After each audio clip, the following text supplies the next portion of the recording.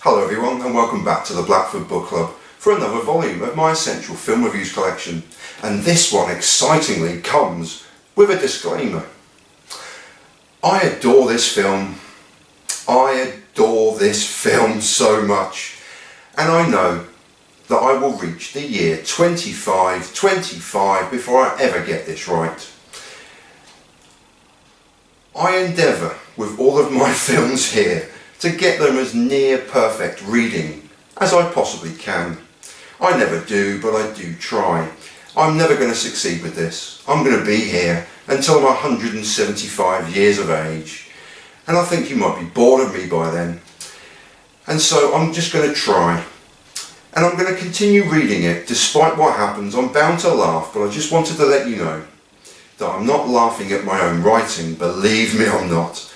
I'm a narcissist, but I'm not that much of one. I'll be laughing at the film and the images that are coming to mind that gave me the reason for writing this all those many years ago, and here I am reading it to the void of the Matrix. And I'm not going to try and make it perfect. I'm just going to read it and just see what happens. But I just wanted to assure you that if I do laugh at any point, I'm not laughing at what I wrote. Blimey, Charlie. I'm not that much of a narcissist, he says, talking to the void of the Matrix. With a highly popular YouTube channel, apparently. It isn't, but I keep getting these emails, right? I keep getting these emails from people saying, if you give us some money, we'll send out your video link to millions of people across the world and you'll get thousands and hundreds and thousands of subscribers. It's always for a fee, isn't it? All of these people always charge a fee. Blimey. What a wonderful world we live in. Hello, I'm Max Fischer. I just wanted to tell you that I strongly agree with your views concerning Rushmore. So what do you get if you combine an ambitious, headstrong, yet ultimately unsure of himself 15-year-old boy that prefers extracurricular after-school activities than school itself, a disaffected, permanently smoking millionaire, a beautifully young teacher trying to come to terms with the untimely death of her husband, a head schoolmaster forever chasing his tail amidst the madness that surrounds him, a young pupil who doesn't need guidance but simply a friend, an obnoxious, foul-mouthed Scottish pupil, and a multitude of further characters that you'll invest your affections in, cheer for, and laugh along with. Wait, hold that thought. There's more. A story of hopes, dreams, love and friendships, of growing up and growing old, broken friendships and broken dreams, revenge and redemption, shot through the prism of a 15-year-old boy just trying to avoid a rigid school structure and set up as many clubs and societies as he tries to find his real calling in life. But keep holding that thought. There's more again.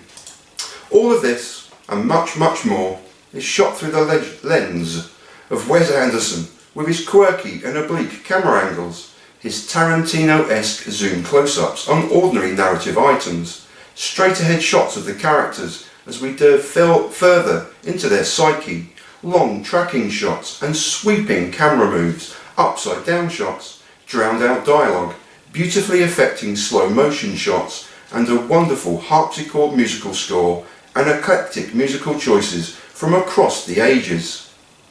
What you get is Wes Anderson's first bona fide classic, that by the slow motion captured ending, as Anderson brings together all of these wonderfully created characters and soundtracked by the faces ooh la la, you will have laughed, smiled, cheered and maybe, just maybe, have wiped away a tear or two.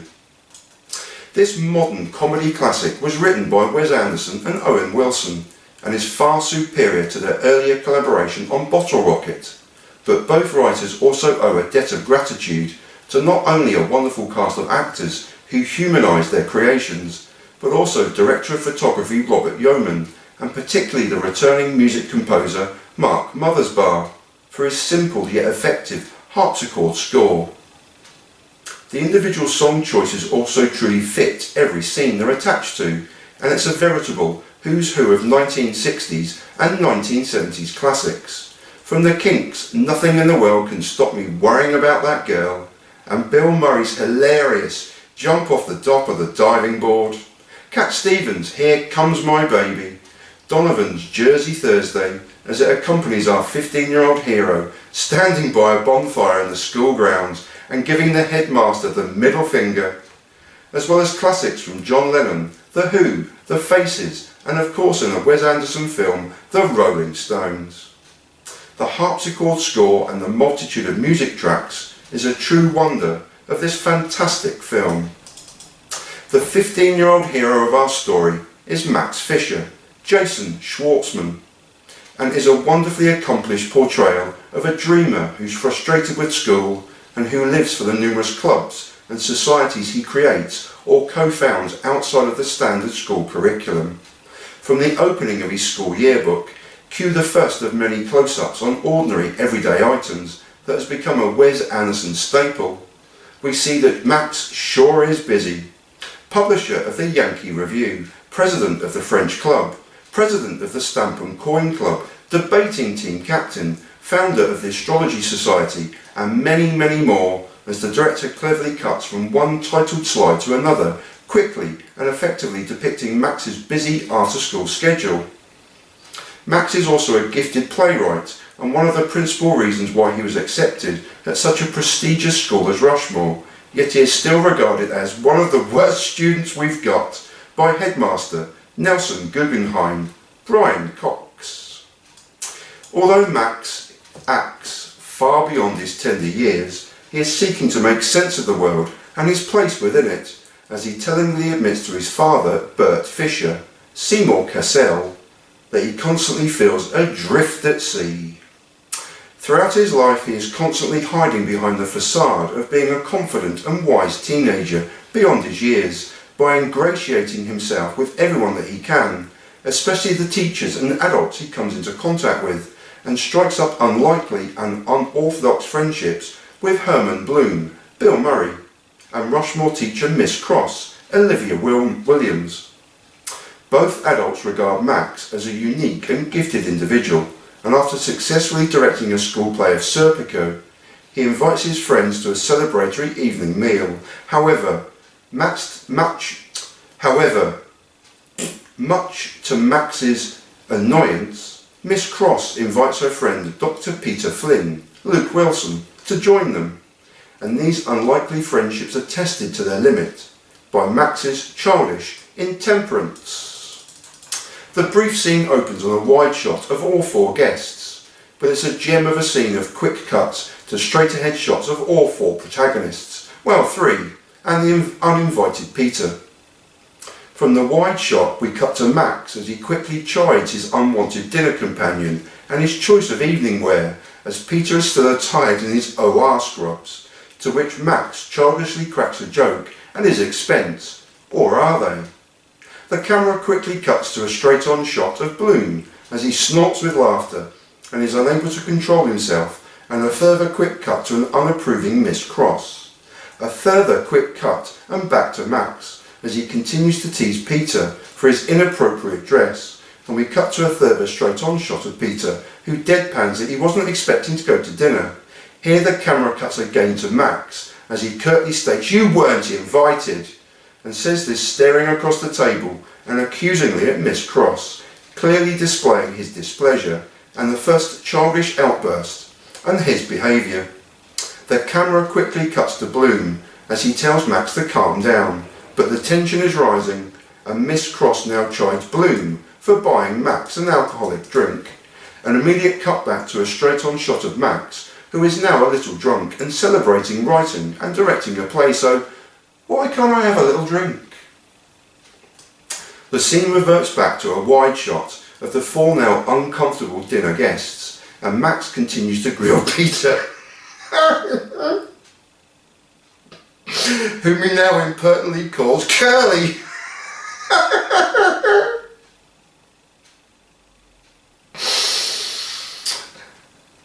About how he knows Miss Cross. Peter replies to Max's question, but Max isn't listening or doesn't care, and to alleviate the building atmosphere, Bloom asks for the bill.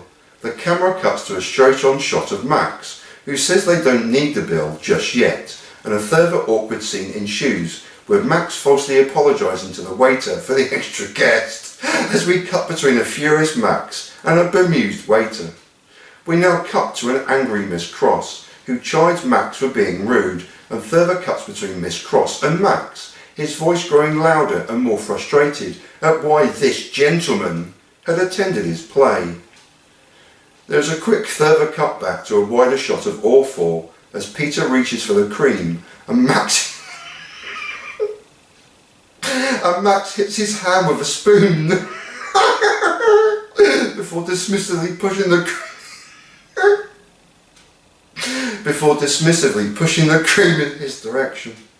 This brilliantly awkward and comedic scene ends in a flurry of quick cuts around the table, with Miss Cross growing more and more uncomfortable with Max's outlandish behaviour, and both Peter and Bloom awkwardly scan the restaurant before Max replies to Miss Cross's question of "What's wrong with you?" with the scene stealing and highly uncomfortable "You hurt my feelings. This night was important to me. I wrote a hit play. And I'm in love with you."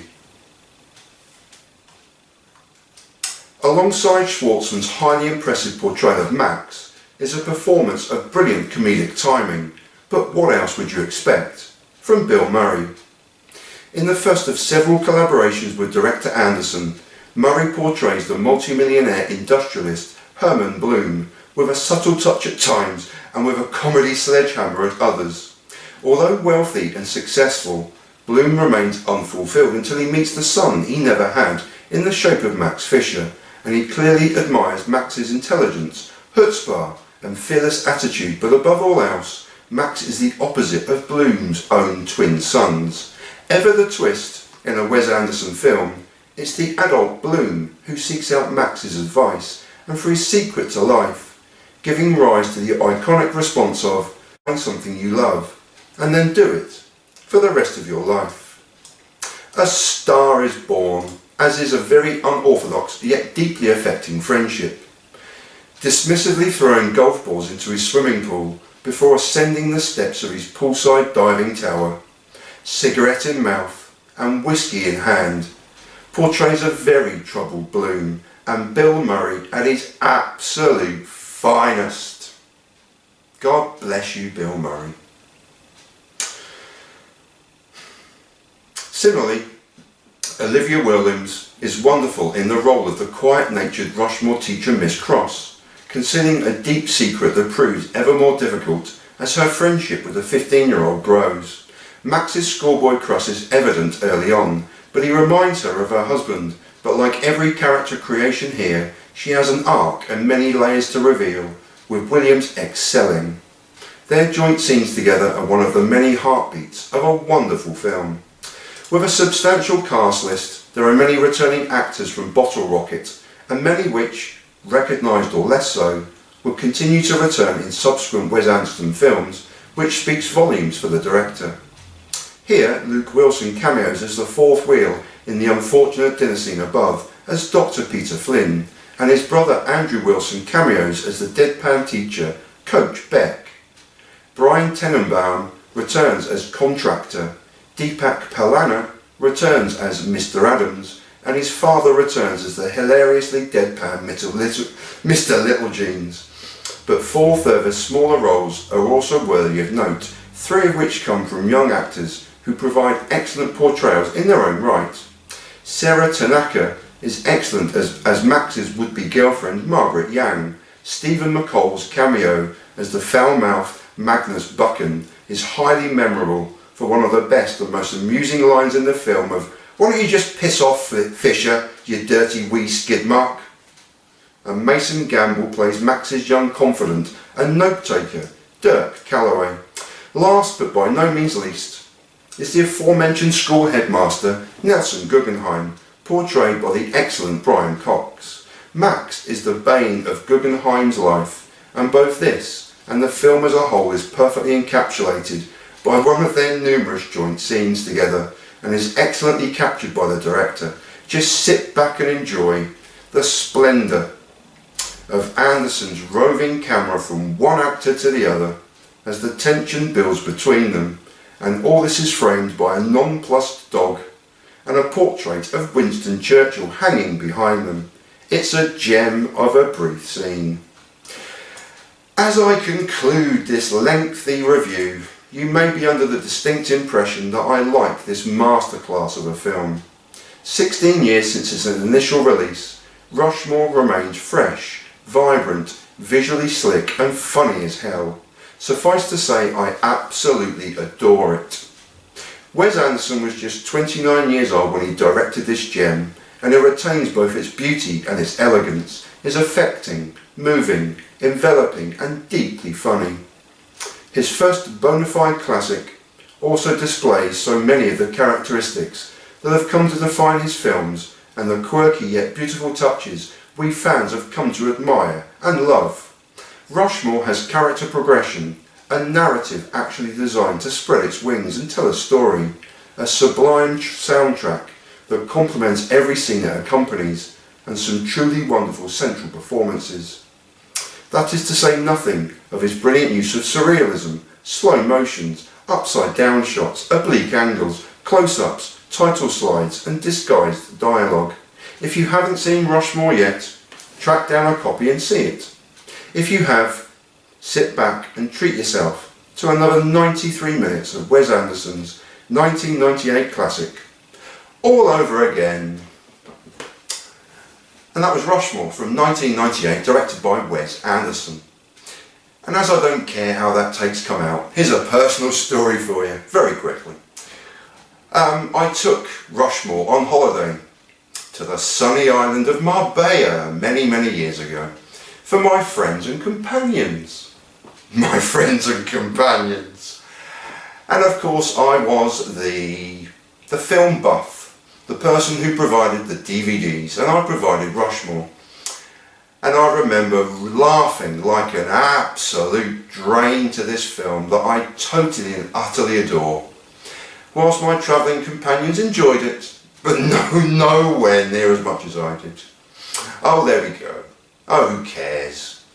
I don't really care. Anyway, look, Salvador Dali behind me. I'm not a narcissist, honestly. Anyway, I leave you in peace and in solidarity. And I'm a narcissist and I don't care.